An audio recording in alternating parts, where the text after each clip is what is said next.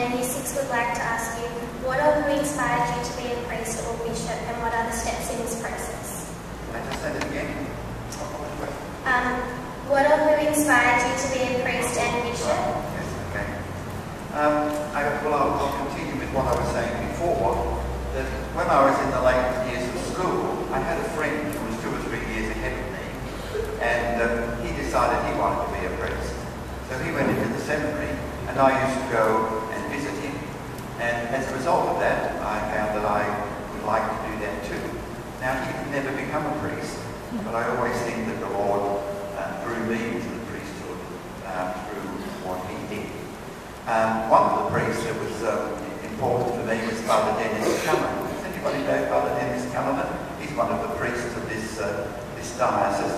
He was a priest at Clovelly, where I grew up, and he was there at the time when I went into the seminary. So he was somebody that was influential, and he still lives. He's retired now. He still lives and does some work within the diocese.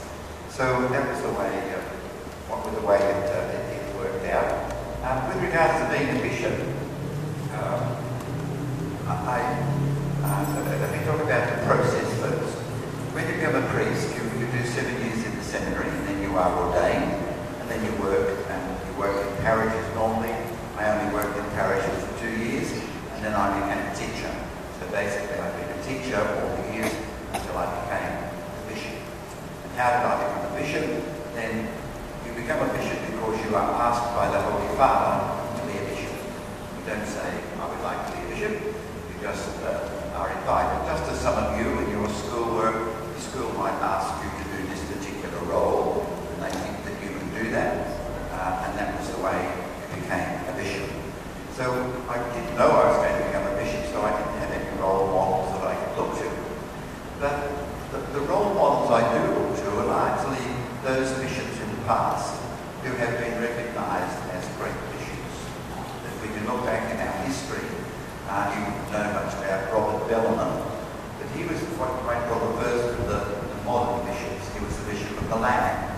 And up until that time, bishops sometimes didn't even go to their diocese. Could be the bishop and live somewhere else. And when he went to Milan, he was the first bishop for 100 years to actually set foot in the diocese. So you can see the bishops were not very caring in those days. So I look back at people like him who cared for the people. Some of you here are from St. Augustine's. St. Augustine was another great bishop. So they're the sort of people that I look back